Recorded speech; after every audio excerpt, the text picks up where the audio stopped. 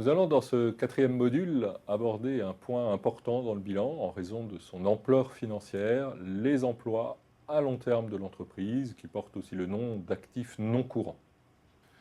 Alors, de quoi sont formés les actifs non courants? Vous avez sous les yeux un extrait du bilan de Renault à la clôture de l'exercice 2010. Un extrait du bilan parce que vous avez le total de ces actifs non courants uniquement. Vous voyez l'ampleur financière des enjeux, 32 milliards d'actifs non courants, formés de différentes lignes, incorporelles, corporelles, et des notions de participation dans les entreprises associées. Ce sont l'ensemble de ces notions que nous allons essayer d'aborder, d'expliquer lors des prochains éléments de ce module. Que sont les actifs non courants? D'abord, ce sont des éléments qui doivent être identifiables. Cette notion d'identifiable, c'est la capacité que vous avez à les isoler, à les voir, à les toucher ou à les protéger juridiquement. La notion d'identifiable est assez facile à comprendre pour un actif qui serait physique, un terrain, une construction, une machine, elle est aisément identifiable. Elle prend tout son sens pour des actifs qui seraient sans substance physique, par exemple les brevets. La notion de brevet vous permet d'identifier un actif sans substance physique grâce à la protection juridique dont il bénéficie. Deuxième élément, pour pouvoir être considéré comme un actif non courant pour l'entreprise, il faut que ces éléments soient contrôlés par l'entreprise. Il faut qu'elle en ait la maîtrise, il faut qu'elle ait les avantages économiques que procurent ces actifs.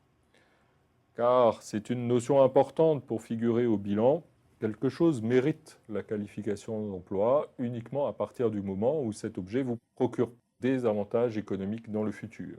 S'il ne procure pas des avantages économiques futurs pour l'entreprise, il ne s'agit pas d'un emploi figurant au bilan.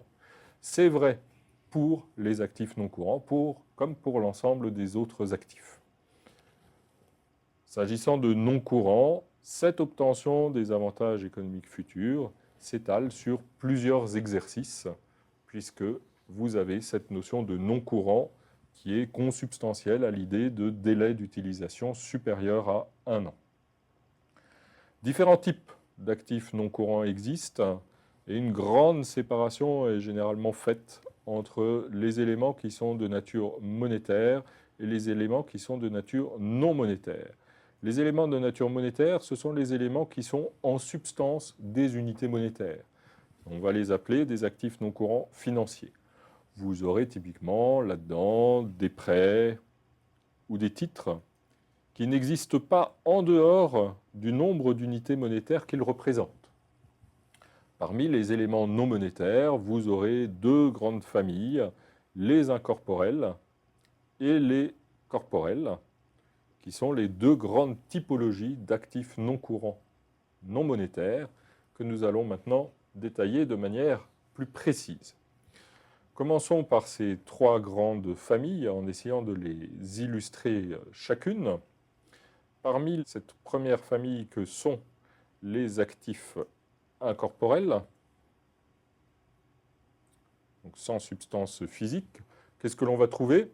Typiquement, on va trouver les brevets, qui sont sans substance physique, les licences dont pourrait disposer l'entreprise, les logiciels dont l'entreprise est propriétaire, ou les marques qui vont figurer au bilan à partir du moment où l'entreprise les aura créées.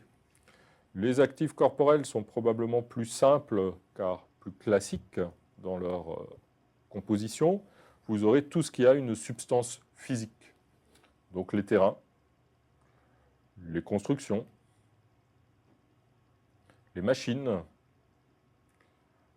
tout ce qui concerne les installations à l'intérieur de vos bâtiments, bureaux, chaises, appareillage électrique, etc. Substance physique.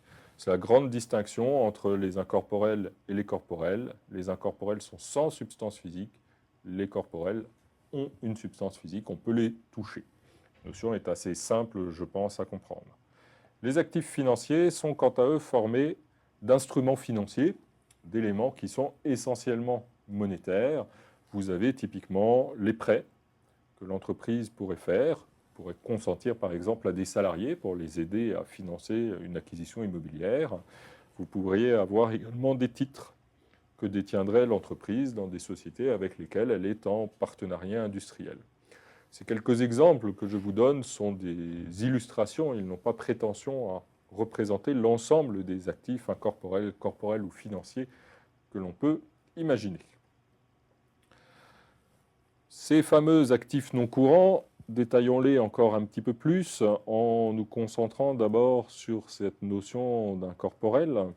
Vous voyez ici les enjeux des actifs incorporels pour Renault, 3,6 milliards, soit à peu près 10%, un peu plus, du montant des actifs non courants, qui sont pour l'essentiel, et c'est un sujet important, formés par les frais de développement immobilisés.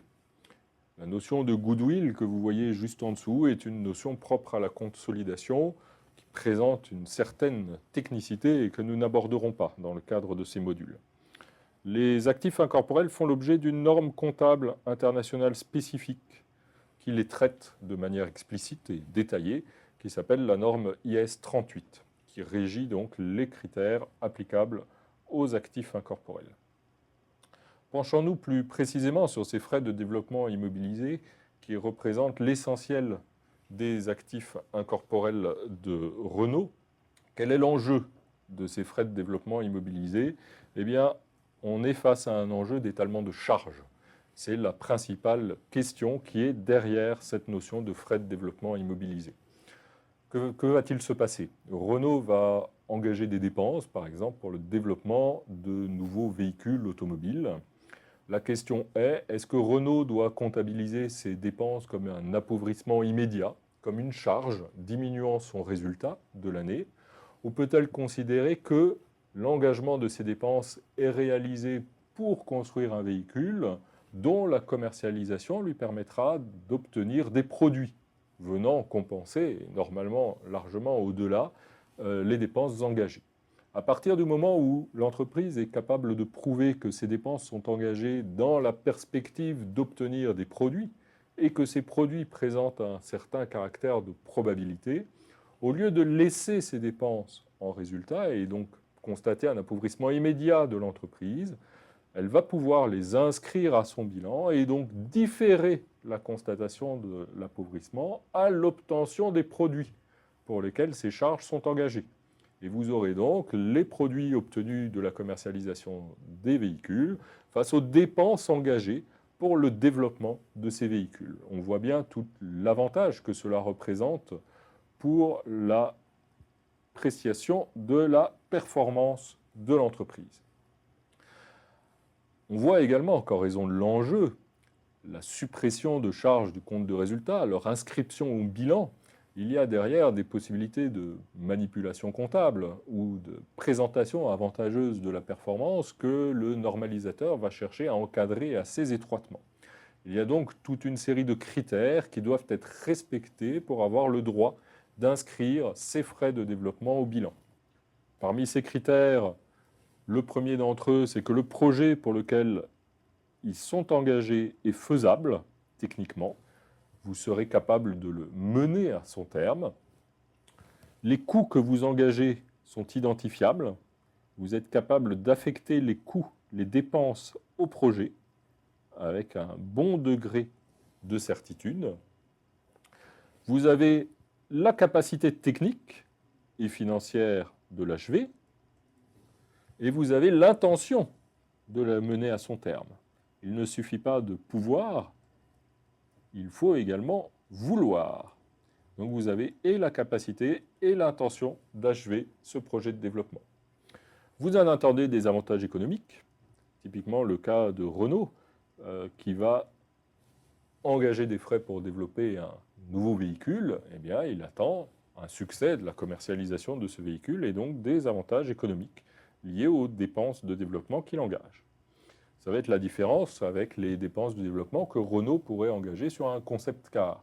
Concept car qui va également générer des coûts qui sont identifiables. Renault espère arriver, je pense, au terme de la conception de son concept car, mais il n'a pas vocation à être commercialisé. Donc Renault n'en attend pas, au moins directement, d'avantages économiques. Donc, ce critère d'obtention des avantages économiques ne serait pas validé dans le cadre des frais dépensés pour la conception d'un concept car. Et vous disposez des ressources financières et techniques nécessaires pour mener à terme ce projet. Ce qui, dans le cas de Renault, étant donné le savoir-faire industriel et la taille de l'entreprise, est un sujet qui est en général aisément démontrable. Mais il faut pouvoir l'achever, il faut le vouloir et il faut en avoir les capacités. Dans ces conditions, vous allez pouvoir inscrire ces frais à votre bilan. Sinon, vous allez devoir les laisser en charge. C'est la grande distinction que fait la comptabilité entre la notion de développement et la notion de recherche.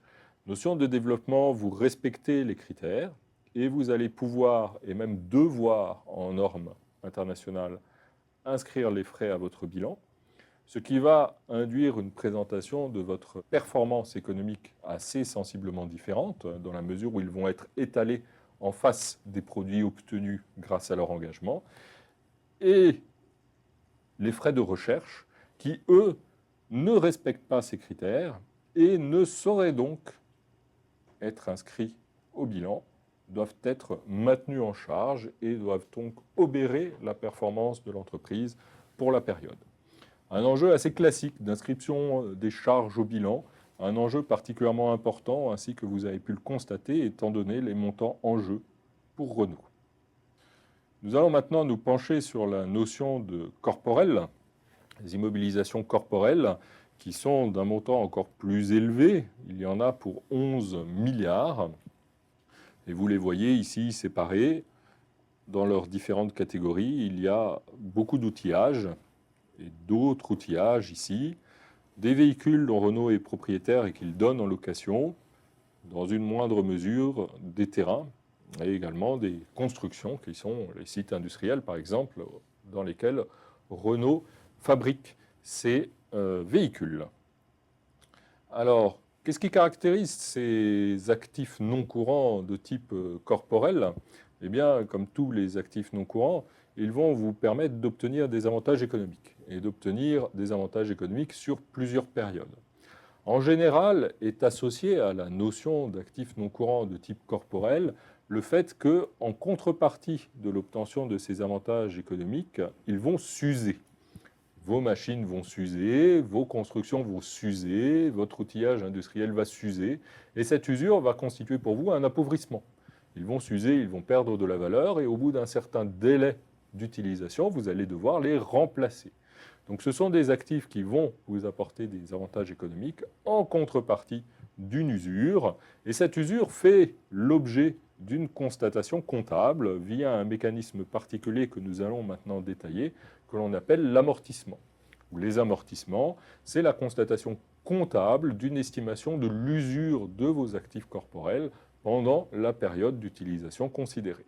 Vous avez une machine, vous allez pouvoir vous en servir pendant 5 ans, et bien chaque année, vous allez constater une partie de l'usure de cette machine pour marquer qu'au terme des 5 ans, cette machine est totalement utilisée, cette machine ne vaut plus rien et vous allez devoir la remplacer. Grâce à elle, vous avez obtenu des avantages économiques. En contrepartie de ces avantages économiques, elle s'est usée. Eh bien, votre avantage économique net correspond aux avantages économiques obtenus diminués du coût de cette usure. Dans la mesure où, évidemment, cette usure ne fait jamais l'objet d'une facturation externe, on n'a pas de facture d'usure d'une machine, on va utiliser des conventions pour calculer cette usure. Il y a 2 conventions principales qui sont utilisées en France pour le calcul de cette usure. L'usure de la machine constatée par parts égales, qu'on appelle l'amortissement linéaire, et l'usure de la machine où on va surpondérer les premières périodes, ce qu'on appelle l'amortissement dégressif.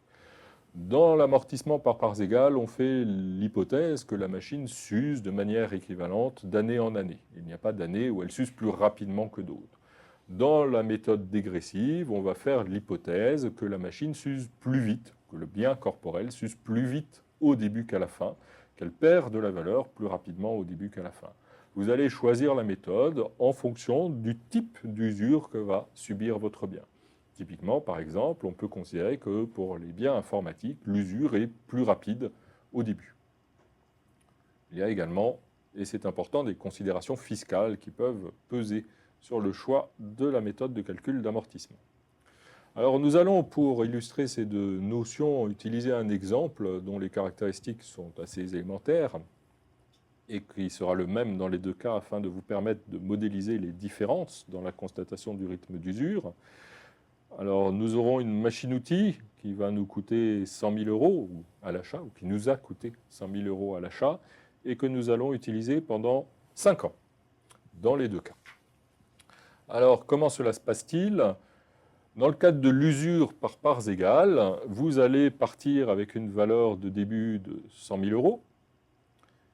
Et chaque année, vous allez constater cette usure, et cette usure sera chaque année la même. Donc la première année, vous aurez 1/5, 100 000 de coût d'achat, divisé par 5 ans de durée d'utilisation. Cela vous amène effectivement à une usure de 20 000 par an. Au terme de la première année, vous n'aurez qu'une année, donc le cumul de l'usure sera 20 000, et votre machine vaudra à la fin de l'année 80 000. Au début de la période suivante, votre machine vaut 80 000, elle sera usée toujours pour 20 000, en cumulé 20 000 plus 20 000, 40 000, votre machine vaudra au terme de la période 60 000. Valeur de fin qui est la valeur de début de la période suivante, l'usure est toujours la même, 20 000. Le cumul correspond à 60 000. Il vous reste 40 000 à la fin. 40 000 de valeur nette. 20 000 d'usure. 20 000 de valeur résiduelle. 80 000 de cumul plutôt. 20 000 de valeur résiduelle. Les calculs ne sont pas très compliqués, mais j'arrive à me tromper. 20 000 de valeur de début, 20 000 d'usure, un cumul de 100 000, et au terme des 5 périodes, votre machine ne vaut plus rien, elle est complètement usée, et vous avez constaté chaque année une usure de même montant. C'est ce qu'on appelle l'amortissement. Et dans le cas d'espèce, un amortissement linéaire. Dans le cadre de l'amortissement dégressif, le système va être différent. Comme je vous le disais, on va considérer que le bien s'use plus rapidement au cours des premières périodes. On va donc surpondérer ces premières périodes. Comment obtient-on cette surpondération? On l'obtient par l'utilisation d'un coefficient multiplicateur, 1,5, 2, 2,25, 2,5. Ça dépend des machines, ça dépend des biens, ça dépend de la durée sur laquelle on va les user. Ces coefficients sont souvent issus de considérations fiscales, d'autorisations laissées par l'administration fiscale en la matière. Ce qu'il y a, c'est que l'amortissement dégressif ne va pas être pratiqué sur l'ensemble de la période. Au bout d'un certain temps, on va rebasculer sur un mode d'amortissement linéaire quand l'amortissement linéaire devient plus important que l'amortissement dégressif. Ceci afin de finir notre durée d'amortissement. On va reprendre notre exemple de tout à l'heure. Nous allons donc passer au calcul d'un amortissement dégressif. Comment cela va-t-il fonctionner? Eh bien, vous avez toujours une même valeur de début, 100 000, et votre amortissement dégressif va être calculé en appliquant un coefficient. 100 000, que vous amortissez sur 5 ans, avec un coefficient de 2. Vous avez donc un premier amortissement de 40 000 qui, vous le voyez, c'est le reflet du coefficient employé, et le double de l'amortissement linéaire que nous avions pratiqué tout à l'heure. Donc nous avons un amortissement dégressif de 40 000 et on le compare à ce qu'aurait été l'amortissement si nous avions amorti les 100 000 sur la durée qui reste à courir, soit 5 ans. 100 000 linéairement sur 5 ans, ça vous fait 20 000. L'amortissement dégressif est bien supérieur au linéaire, et j'ai donc une valeur de fin de période de 60 000. C'est 60 000 qui constituent la valeur de début pour la période suivante, et on va recalculer l'amortissement dégressif. On a 60 000 sur 5 ans, multiplié par 2, ça vous fait un amortissement dégressif de 24 000. caractéristique de l'amortissement dégressif. Il est plus important, mais il a tendance à diminuer et à diminuer assez rapidement. Caractéristique de l'amortissement dégressif, il est calculé sur la base de la valeur résiduelle compte tenu des amortissements déjà pratiqués. Si nous avions pratiqué un premier amortissement de 40 000, nous avions donc une valeur résiduelle de 60 000 et c'est sur la base de cette valeur résiduelle que nous allons calculer notre amortissement dégressif en appliquant le coefficient. Donc nous avons un amortissement dégressif de 24 000. Et si nous avions amorti linéairement les 60 000 sur la période restante à courir, soit 4 ans, nous aurions pratiqué un amortissement linéaire de 15 000. Les 60 000 sur 4 ans, 60 000 divisé par 4 égale 15 000. Notre amortissement dégressif reste supérieur à notre amortissement linéaire. Nous allons donc continuer cette année encore en dégressif. Et nous avons donc 36 000 de valeur résiduelle en fin de période, qui est la valeur de début de la période suivante, 36 000. Et je vais calculer à nouveau mon amortissement dégressif, 36 000 sur 5 ans, avec un coefficient de 2. J'arrive à un total de 14 400 d'amortissement dégressif. La valeur résiduelle sur 5 ans, coefficient de 14 400. Que se passe-t-il si nous avions décidé d'amortir linéairement ces 36 000 sur les 3 ans restants à courir? Ça nous donnerait un amortissement linéaire de 12 000. L'amortissement dégressif reste plus élevé que notre amortissement linéaire, donc nous allons continuer en amortissement dégressif. Il nous reste 21 600 de valeur résiduelle, qui sont la valeur de début de période suivante. C'est 21 600 que je vais continuer à amortir en dégressif. 21 600 divisé par 5 multiplié par 2, cela me donne 8 640 d'amortissement dégressif. Que se passe-t-il si nous avions amorti ces 21 600 en linéaire sur les 2 années restant à courir? Eh bien, nous aurions constaté un amortissement de 10 800. Cet amortissement linéaire sur la durée restante à courir devient donc supérieur à l'amortissement dégressif et c'est désormais celui que nous allons retenir pour achever nos 5 ans d'amortissement. Donc cette année 4, je vais amortir le bien non pour 8 640 mais pour 10 800.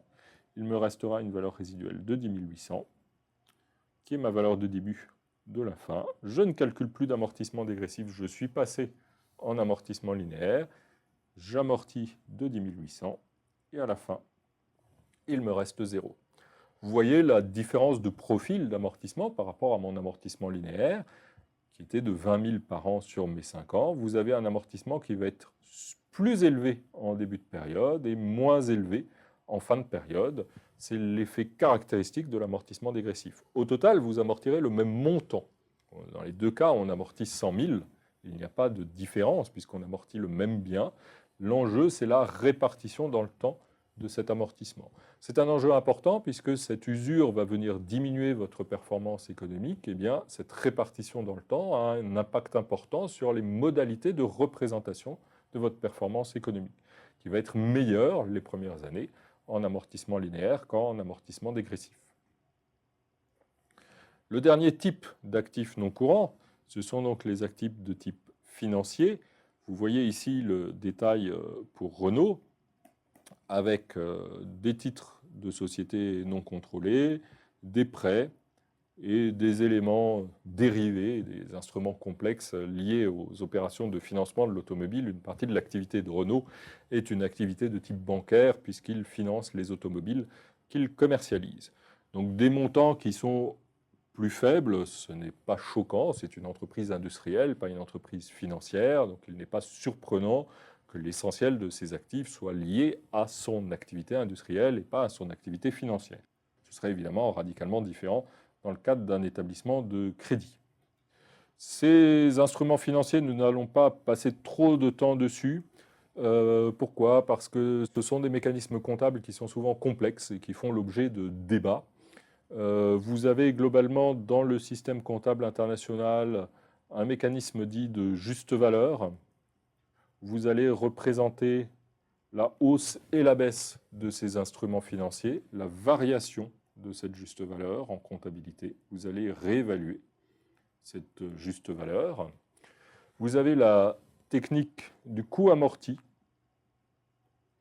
Le coût amorti qui correspond à un étalement pour les éléments dont vous pouvez étaler la rémunération. Ce sera par exemple typiquement le cas des prêts. Nous verrons les manières de calculer le coût amorti lorsque nous traiterons la question du passif financier, puisque la technique du coût amorti est également utilisée pour le passif financier. Et nous aurons également cette notion de prudence qui va, elle, être davantage présente dans le système comptable français, moins dans le système comptable international, qui est plus articulé autour de cette notion de juste valeur. Nous avons donc vu dans ce 4e module la question des immobilisations, une question importante en raison des enjeux financiers qu'elle représente pour l'entreprise, une question importante en raison du fait que face à ces emplois à long terme, l'entreprise va devoir mobiliser des ressources, et des ressources à long terme et souvent d'un montant important, étant donné les montants à financer. Nous avons vu également la mise en œuvre de mécaniques comptables relativement complexes, celle de l'amortissement, qui vise à représenter l'usure de ces actifs sur plusieurs années. Mécanique comptable qui présente en plus le fait d'être liée à la politique comptable de l'entreprise, donc d'être dépendante des choix comptables de l'entreprise, choix comptables qui vont influer sur la représentation de la performance économique de l'entreprise.